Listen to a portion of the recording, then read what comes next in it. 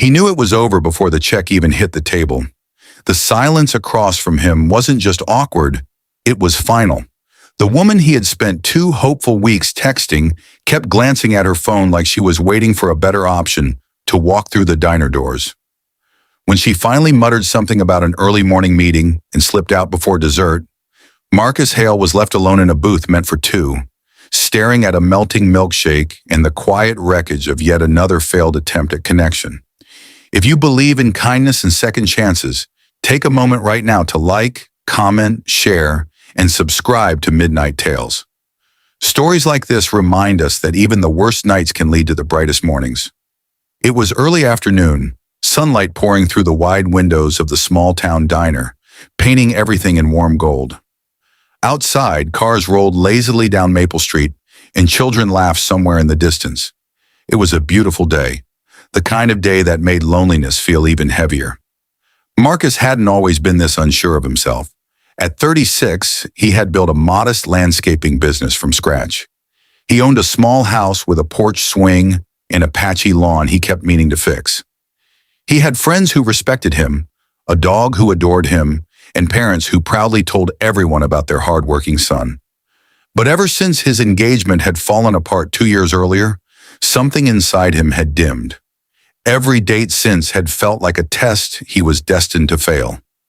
He stared down at his phone, tempted to text an apology for something he wasn't even sure he'd done wrong. Maybe he talked too much about work. Maybe he wasn't funny enough. Maybe the gray at his temples made him look older than he was. The questions were relentless. That's when he noticed her. She had been their waitress, dark hair pulled back loosely, sunlight catching in her eyes as she moved between tables with easy grace. Her name tag read, Tessa Rowan. She had the kind of smile that didn't feel rehearsed, the kind that seemed to belong to someone who had chosen kindness as a daily practice. She approached the booth with the check in her hand, then paused when she saw the empty seat across from him. Her gaze softened, not with pity, but with understanding. She set the check down gently and leaned in slightly, lowering her voice. After a terrible date, the waitress smiled and said that if he wanted, she could sit in his booth all night. Marcus blinked, caught off guard.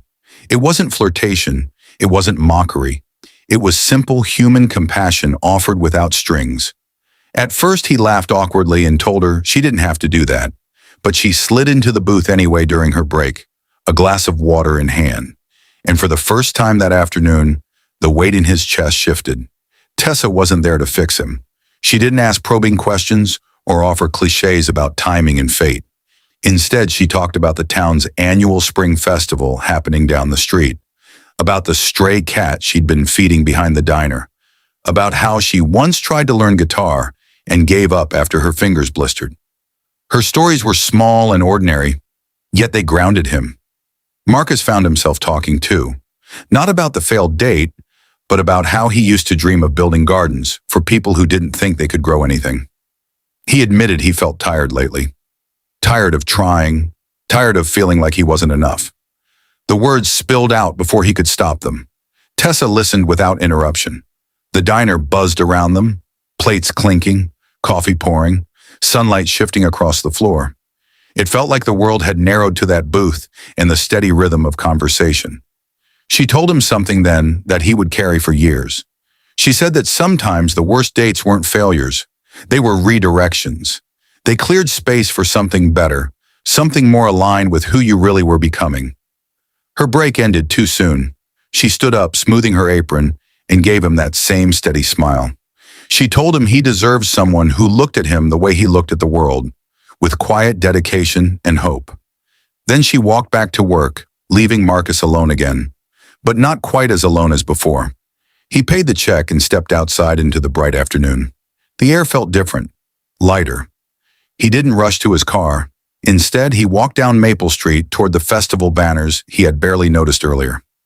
Children ran past him with painted faces. A local band played off-key but enthusiastically in the park. Vendors sold handmade candles and lemonade. Marcus found himself smiling at strangers, something he hadn't done in a long time. He realized something simple yet profound. He had been measuring his worth by who chose him, instead of by who he was when no one was watching. The failed date wasn't proof that he was lacking. It was proof that he was still brave enough to show up. Over the next few weeks, he found excuses to stop by the diner in the afternoons. Not always to see Tessa, but sometimes hoping to. When she was there, they talked between refills and orders.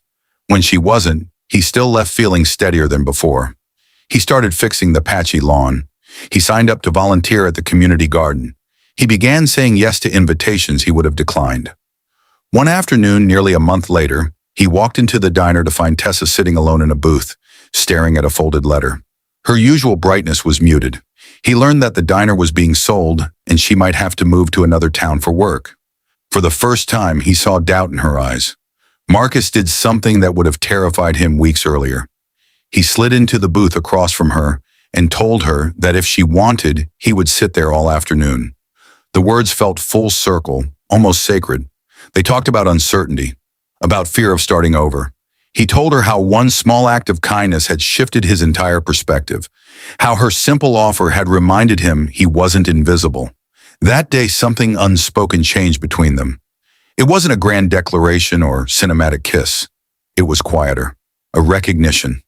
Two people who had both been carrying invisible weights, choosing to set them down together. Months later, the diner stayed open under new management. Marcus expanded his landscaping business and designed the outdoor seating area for the very place where everything had shifted. Tessa planted herbs in wooden boxes along the windows, and customers often commented on how warm and welcoming the space felt. Sometimes during slow afternoons filled with sunlight, they would sit in that same booth. Not because they were lonely, but because they remembered. They remembered that terrible date, the sting of rejection, the courage it took to stay seated instead of walking out in bitterness. They remembered that kindness doesn't always arrive in grand gestures. Sometimes it arrives in an apron, in a gentle smile, offering to sit with you when the world feels heavy. If this story touched your heart, please like, comment, and share it with someone who might need a reminder that bad days don't define their future. And subscribe to Midnight Tales to keep these stories of hope alive. Before we end, I have a special request. Comment the word second chance if you believe one small moment of kindness can change someone's entire life. Because sometimes all it takes is someone willing to sit in your booth for a little while until you remember how to believe again.